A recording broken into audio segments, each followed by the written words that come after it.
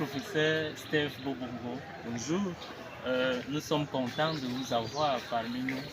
La commission Corefil se donne cette tâche de faire une petite vidéo avec vous pour intéresser et animer nos pages avec des propos venant de vous. Pour cela, nous avons 3 questions pour la sémence épistémique de cette semaine, comme l'a été les semaines antérieures.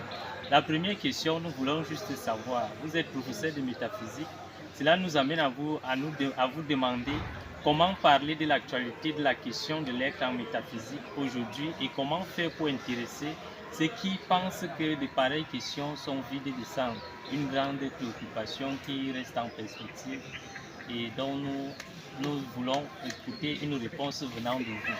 Merci pour la question et merci pour l'initiative. Je crois que ce sont de bonnes initiatives d'animer comme ça la semence épistémique, d'animer le savoir, les routes, les canaux, mais surtout les ruelles du savoir. Alors la question de la métaphysique, l'actualité, la question de l'être, on peut parler d'actualité sans parler d'historicité et de destinée. Donc il faut dans cette trialectique entre actualité, historicité et destinée, donc projection, prospectivité. Donc il faut d'abord voir ce qu'a été cette question, comment les philosophes, en partant de ce que la tradition appelle les présocratiques, ont essayé de travailler la question de l'être en se concentrant sur l'être matériel ou l'être physico-métaphysique, où ils ont mis la question de l'arché avec les présocratiques. Il y a eu comme un développement et la question de l'être dans sa forme, dans sa bidimensionnalité, chez le divin Platon, où il parlait de l'être des intelligibles et de l'être des sensibles, ou du monde sensible. Et finalement, chez le divin Aristote lui-même, avec la question de l'être en tant qu'être, la question de la substance et de ses affections, ce que les médiévaux appelaient les accidents. Alors, donc, la question de l'être est perpétuelle, puisqu'elle concerne l'homme dans son identité, elle concerne le sens, la présence de l'homme dans la spatialité et la temporalité. Donc, elle va avoir une facture beaucoup plus intellective avec Descartes qui va parler de l'être, de la raison, ou l'être pensant, ou l'être comme substance pensante. Il ne formule pas. Mais le cogite nous porte sur la compréhension de l'être dans le mouvement de la pensée. Et il y aura donc l'ontologisation, la réontologisation de l'être avec Heidegger lui-même qui parle du Dasein. Et là où la compréhension de la réalité métaphysique se concentre autour de l'être le là, l'être jeté, l'être comprenant, l'être comprenant. Donc, à partir de ce mouvement, on peut dire que il y a l'actualité de la question de l'être, parce que ici, ce ne sera plus la détermination de l'histoire de la métaphysique, ce sera maintenant la détermination du concept même d'être en tant que substantif d'abord, et ensuite en tant que verbe. L'être, l'exister, l'existence, la chose qui est, la réalité apparaissante.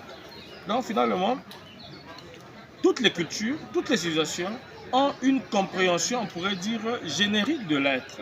Ils ont une expérience de l'existence. Ils sont. Tous les peuples sont.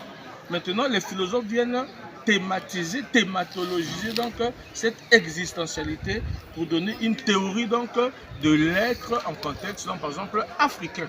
Donc on va voir là, les approches d'un auteur comme Hepgar, Menrad Hepgar, avec la tridimensionnalisation de la nature humaine, donc sa conception on pourrait dire anthropophénoménologique de la réalité de l'homme, la conception de Chabalenga, tout avec le bismisme transcendantal, avec la mise en perspective de l'ensemblité, donc je tue il, donc ipséité, altérité, illéité et ensemblité, qui est le sens de l'être en tant que nous.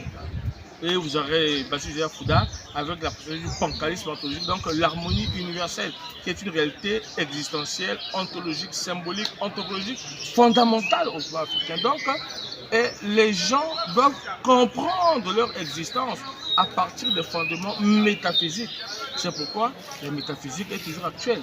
Et les peuples, les étudiants, les jeunes, les sociétés, les leaders doivent entrer dans le mouvement de la métaphysique, qui ne signifie pas faire le cours de la métaphysique, mais faire l'expérience de l'existence de l'être monde, de l'être qui apparaît dans la spatialité et la temporalité. Ok, nous vous remercions, professeur Bobongo. Et nous voudrions un peu que vous insistiez sur comment vraiment intéresser jusqu'au bas peuple. Je parle là par exemple de l'homme ordinaire, de ces questions. Parfois, lorsque nous parlons avec eux, ils nous disent ah, ce sont des questions. On ne va pas intéresser l'homme ordinaire. Chacun fait la question de la métaphysique. Un jeune qui a fait 7 avortements, il devient métaphysicien.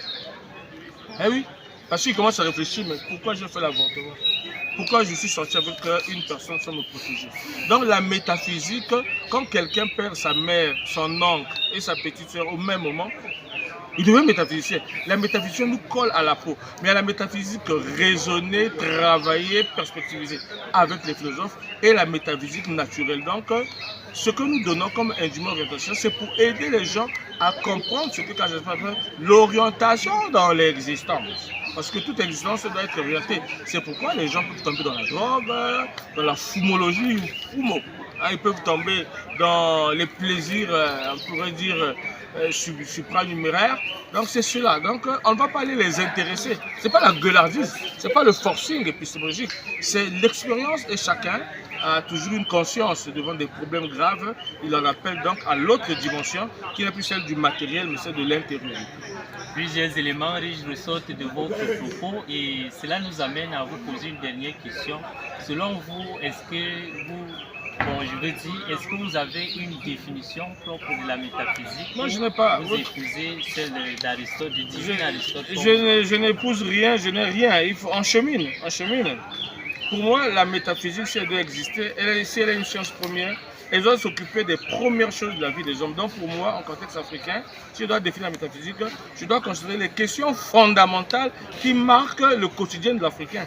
Et la métaphysique doit devenir cette science qui s'occupe de ces questions, la question du développement, la question de l'eau, la question du pain, la question du substance. Donc, la métaphysique dans sa primérité, si elle est la science fondamentale, la science au fond des choses, doit être la science qui s'occupe des éléments qui font vivre le réel africain et l'homme africain dans sa réalité.